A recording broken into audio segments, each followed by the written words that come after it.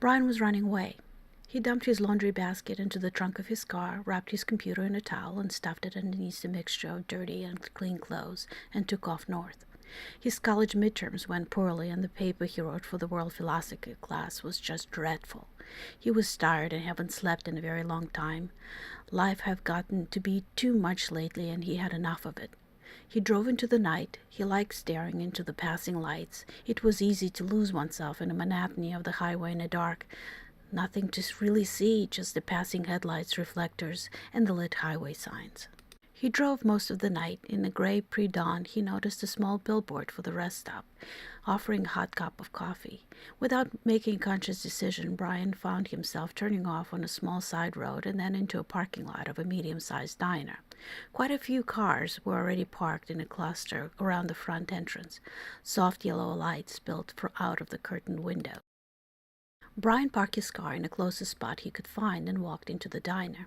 It was a prototypical diner, little wooden booth with red fake leather, benches along the wall, curtains on the window, a breakfast bar, a waitress in a light blue dress and white apron hurrying around, sounds of food cooking in a kitchen at back, a smell of burnt coffee. The surprising thing was the number of customers already at the place, more than Brian would have expected in an out-of-the-way establishment like this at this early hour. He looked around. There wasn't an empty table, and all the bar stools were occupied or had belongings indicates they were taken. A man sitting alone in a booth looked at Brian and motioned for him to take a seat at his table. "You don't mind?" Brian came over and asked.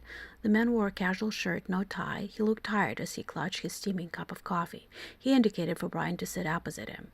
"Thank you," Brian said. "I really needed a cup." He smiled a little apology for intruding on Man's morning routine. "It's okay," the man told him. "Sally will be right over with a cup for you." "Great!" Brian looked over at the woman busy pouring morning coffee to her patrons around the room. "Really needed a little caffeine. Was driving all night," Brian said. "No problem. We've all been there," the man said. "Name's Mike, by the way." "Brian, how are the eggs around here?" Brian asked just to be friendly. He didn't really feel like eating. "Not bad, but muffins are better," Mike said. Brian granted uncommittedly, looking around. It was a strange collection of people. Mostly they were young adults about his age, but there were also men and women quite a bit older. No one was really talking. It was too early for conversations. Brian caught a few looking at him furtively and turning away quickly when he noticed them. There seems to be pity in their gaze that made Brian uncomfortable somehow. "I'll just drink and go," he told himself. There was no reason to linger. "So where are you heading, Brian?" the man asked, looking over the rim of his coffee cup. "You know," Brian said, "it's spring break." "Ah, 10 days of fun and relaxations, getting away from it all, "Something like that," Brian said, and tried to get the waitress's attention. "Coffee and go." "Sally works on her own time frame. No use making eyes at her. It never works." "Thanks for the tip," Brian said. "Do you come here often?" The man, Mike, seemed to know a lot about this place. "My first time, really," he said with a strained expression. "Oh, college student?" Brian nodded. "English major?" "Philosophy," Brian answered. "I studied Eastern religions myself," Mike said. "Oh." Something about the place was making Brian just too uncomfortable. Did he really need coffee this bad? He considered just leaving, but felt awkward. The man, Mike, was just trying to make conversation. He didn't know that Brian was running away, dropping out, leaving his friends and family without a word of his whereabouts. It wasn't the man's fault that Brian's life sucked. "I took a few religious studies classes," Brian said, feeling guilty for wanting to walk away. The waitress, Sally, brought him a cup of coffee without being asked, placed it on the table in front of him, and left. Brian didn't feel like calling after her to ask for cream and sugar. There were none on the table. Well, he was now committed to stay. He took a sip. It was decent, if a bit burned. He had far worse at far better places. "So I have a good one for you," the man said. "It's a moral dilemma that a professor of mine gave to all his students at the beginning of the semester," Mike explained. Brian groaned inwardly. He was sick of moral everything. "So if you could go back in time to when Hitler was born, would you kill him?" "I beg your pardon?" Brian almost choked on his coffee. "Would you kill a Hitler baby?" the man asked. Brian felt eyes focus on him from all around the diner. He was sure there was a hush, a collecting holding of breath waiting for his answer. He pretended not to notice. "You know, it's a standard moral dilemma. The baby is innocent, but the man is destined to grow up, is known to kill millions. Would you stop that slaughter if you could?" the man pressed. I don't know, Brian said, taking another sip of his black coffee. I guess I would kill him. He decided to give a simple answer. Great! The men appeared to be genuinely happy with Brian's response. Around the diner there was a ripple of excitement. Brian looked into his cup. It was almost empty. When did he drink the whole thing? Hopefully Sally would come back with a refill soon. Surprisingly, he was starting to relax a little. Perhaps ordering breakfast wasn't such a bad idea after all. Brian looked into his cup. It was almost empty. When did he drink the whole thing? Hopefully Sally would come back with a refill soon. Surprisingly, he was starting to relax a bit. Perhaps ordering breakfast wasn't such a bad idea after all. He looked up. The man across from him wasn't there. He must have slipped away while Brian drank his coffee. He looked around the diner. People were wearing very old-fashioned clothing. He hadn't noticed that before. He looked more carefully, paying attention to the room. Was it always decorated in such an antiquated style? Brian knew a lot of diners in New York were very old-timey in appearance, but he was driving on the West Coast. This diner seemed a bit out of place here. It looked more like a pub, really. All this dark wood trim and shiny brass. He scanned for Sally. She was behind the breakfast bar counter, still wearing light blue dress uniform and white apron. He motioned for her to come over. She waved back and rushed to the booth. "What can I get for you, Mynheer?" she asked. That was quite a change in attitude. Brian looked her over. The light blue dress was floor-length, going down all the way to her black booties. It seemed to be made out of the fashion of the little house in the prairie or close to it. Brian's stomach told him that something was off. He looked at his sleeve. He remembered throwing a polo fleece sweatshirt with a college logo stitched over the right side. Now he was wearing a Worthing wool jacket with leather packages over the elbows and a striped white cotton shirt. "What the—" "Would you like another cup?" the waitress asked. Yes, please," Brian said. He looked out of the window. Outside was a cobblestone street. Horse-drawn traffic was delivering goods in the early morning light. The street signs were in German, he was almost sure, except for the fact he didn't speak or read German, and he found no problem understanding the words. The parking lot and mild California spring were gone, replaced by gray, wet streets and trees with just a hint of green buds. "Here you go, and here's the muffin you've ordered," the waitress, was she still Sally, said. "Thank you. How much do I owe you?" Brian asked. He wasn't sure he had any money. The right kind of money. He was sure this place didn't take plastic or e-pay. "You've already paid, Mynheer." She smiled sweetly and pulled out a few coins from the pocket of her apron to show him. "Oh, yes, thank you," Brian said again and tried to give the waitress the "everything is fine" smile. She left him with coffee and muffin and returned to serving other patrons. There was a rolled-up newspaper on a bar stool left by someone earlier that morning. Brian took it. He was sure it was in German. He looked at the date, sweat pooling uncomfortably under his armpits. April 11th, 1889, 10 days before the birth of the baby. Brian didn't know how he knew, but he knew that Adolf Hitler will be born on April 20th of this year at 6:30 in the evening. "Excuse me?" Brian turned to stop the waitress on her way to deliver a hearty breakfast of eggs and sausage to a red-haired man sitting in a booth next to his. "What town is this?" "Braumen, Austria, Mynheer," she said. She didn't seem to be surprised by the question. For the next few hours, Brian sat and drank more and more coffee while reading the entire contents of the found newspaper. He had 10 days, until Easter Sunday, to find the Hitler family and kill their newborn baby. The sun was high in the sky by the time Brian felt ready to leave the safety of the pub. He got up and found a few coins in the pocket of his suit. He left a few pennies on the table. He hoped that was enough. He never studied history in a concrete kind of way. His classes at Berkeley were always abstract, painting the sweeps of time in general brushstrokes, completely not helpful for the nuances of actually living in Austria in April of 1889. At least the language wasn't an issue. Brian spoke perfect German. Austrian? So it seemed, and so did everyone around him. At least no one, the waitress, had complained so far. Brian would have enough problems with the cultural barriers. He was about to leave when the waitress rushed to bring him his long wool coat, gloves, and hat. "Don't forget these, Mynheer," she said sweetly, and even curtsies. "Ah, thank you, miss." Brian looked around the diner again. Was he missing anything else? A suitcase, perhaps? How was he supposed to live here for the next 10 days? He put on the coat and hat and stashed the gloves in his coat side pockets, giving himself a reason to quickly rummage through the contents inside. There seemed to be a key and a card in there. He pulled out a card and read, Coffee Mule Boarding House. Well, at least the question of where he was staying was answered. He turned to the waitress, who was still standing holding a big wooden door open for him. She pointed down the street, anticipating his next question for directions. Brian smiled and took off down Salzburger Waldstraat, a quiet little street on which the pub was located at the bottom of a 3-story yellow building. He had 10 days. The room at the Coffee Mule boarding house was clean and comfortable and apparently paid for. There was a suitcase with clothing that fit Brian perfectly stashed in the corner. Several days' worth of newspapers were laid out on a small round table by the window with light lace curtains. There was a leather-bound Bible by the nightstand with a bookmark of ripped newsprint sticking out of it. Brian went to take a look. The phrase, "How blessed will be the one who seizes and dashes the little ones against the rock," was underlined. Palm 137, Brian noted. He vaguely remembered a discussion of apodictic law in one of his classes, an eye for an eye law as it was generally known. He wasn't sure it could be applied before the actual crime was committed, but someone thought it was important to remind Brian of the principle. Brian sat and considered how he should be reacting to this whole situation. According to what he remembered from Introduction to Psychology 101, he self-diagnosed psychosis with hallucinations to explain what was happening to him. He was under a lot of pressure. That's why he was running away, after all.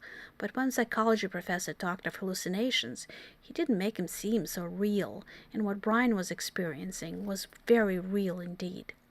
He decided to go for a walk. Brauna M looked like a small town. He could walk the streets and look for limits to his hallucinations. Brian didn't know much about Austria or Germany or World War II for that matter. Some members of his family were killed in the Holocaust, but his grandparents didn't like talking about it, and Brian didn't like asking about it. He had a vague recollection that Hitler's father worked for a local government, so perhaps he could go visit Braunam Town Hall and make some inquiries. Somehow not killing baby Hitler never entered Brian's mind. He walked around most of the day, stopping at various shops, reading local notices, checking out the general mood of the local population. It was very interesting. History come alive.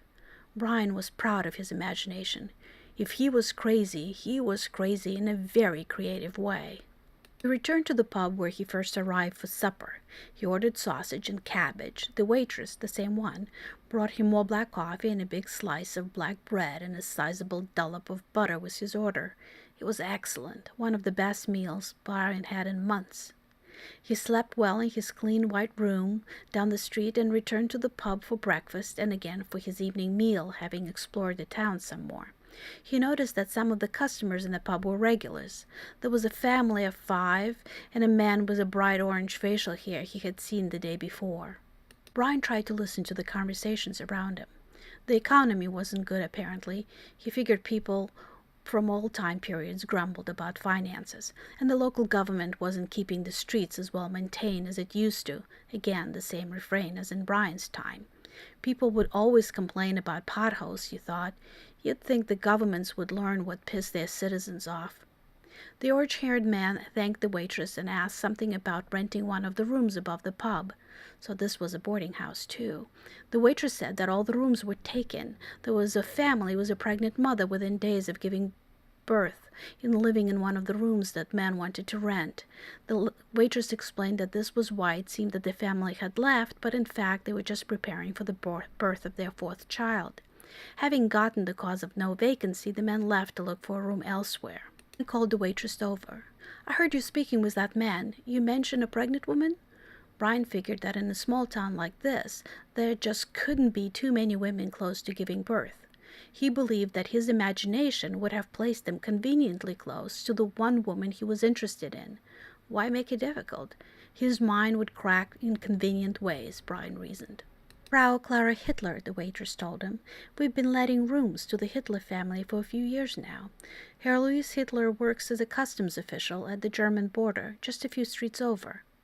"Thank you very much, Frau Sally." Brian finally remembered the correct address in German, although he was probably using the right words all along. He wasn't very sure, and the woman might not have been Sally. Well, if she wasn't, she didn't complain. The waitress smiled at Brian and left him to finish his supper. The following day, Brian went to investigate the customs office. He asked for some documents that he might need to transport musical instruments across the border. Brian didn't know much about the politics or policies of moving goods. Such logistics have always bored him. He thought about some non-threatening items that were big and valuable but not obviously in high demand. Pianos popped to mind. He vaguely remembered his grandmother talking about a tall, black, upright grand she had as a girl and how her family had to leave it behind when they fled Germany before the war. So Brian went in with questions about piano transport from Germany to Austria. He asked specifically for Herr Hitler, citing a recommendation from a friend of a friend. Herr Hitler was a severe man with a thick, ugly, dirty white mustache and much older than Brian imagined him to be. 50 or thereabout, Brian guessed. Herr Hitler questioned Brian about his needs, and Brian had a feeling he found him wanting. Too Jewish, perhaps? Brian never experienced outright racial discrimination before. He was raised in San Francisco, for God's sakes. It felt bad, vaguely menacing. After an hour of what felt like an interrogation, he was thrilled to be back outside in a weak April sun. Brian decided that Herr Hitler was a dead end, so to speak, as unhelpful as only a low-level bureaucrat was able to perfect to be. He planned to focus on his wife, Clara, and return back to the pub for supper. Nothing happened that evening or the following day, or the day after that. Brian only had 5 days left. He was starting to get worried. But at least he knew where the family was staying. He became a regular patron of the charming Yellowstone pub, glimpsing Herr Louis Hitler several times as the man drank his coffee, always at the same time of the day. On Saturday, the day before Easter Sunday, baby Hitler's birthday, Brian planted himself in his booth and waited. He still didn't figure out how he was going to take out the evil dictator, or at least he would be in the right place at the right time.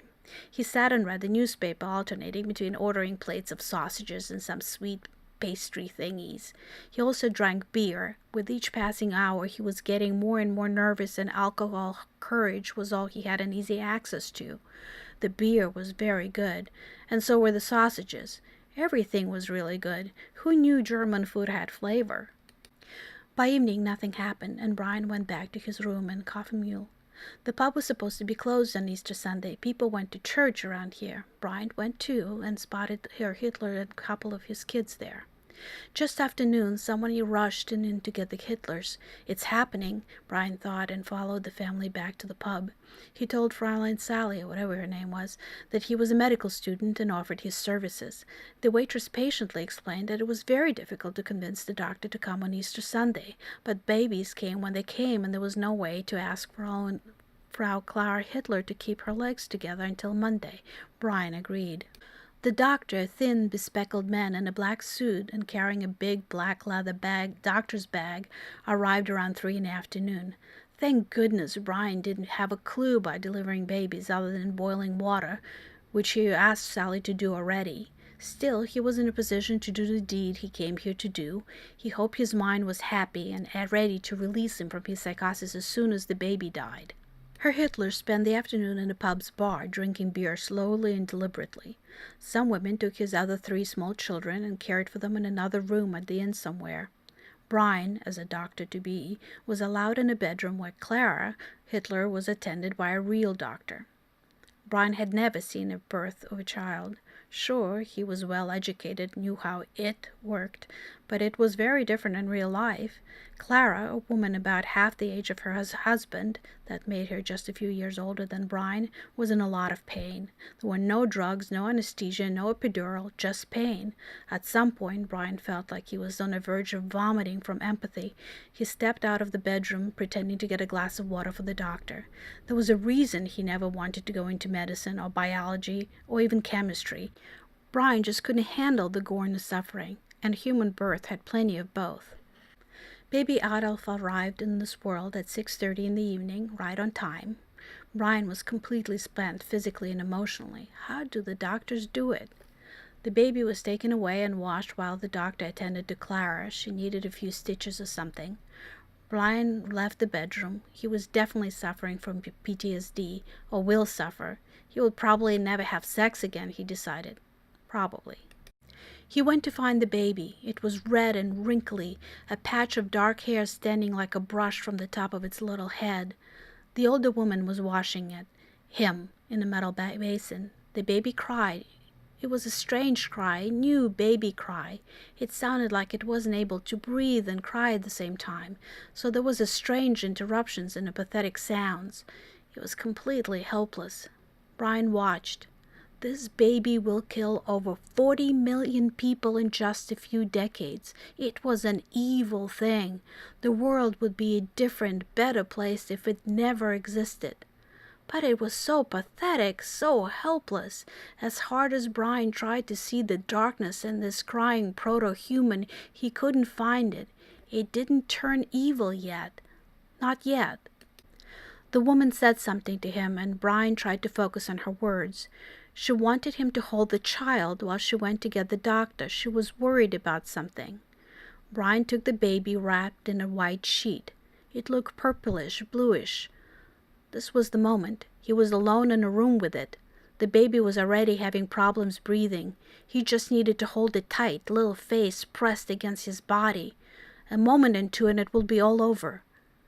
Brian's heart beat like a bludgeon against his ribs, turning off his ability to hear.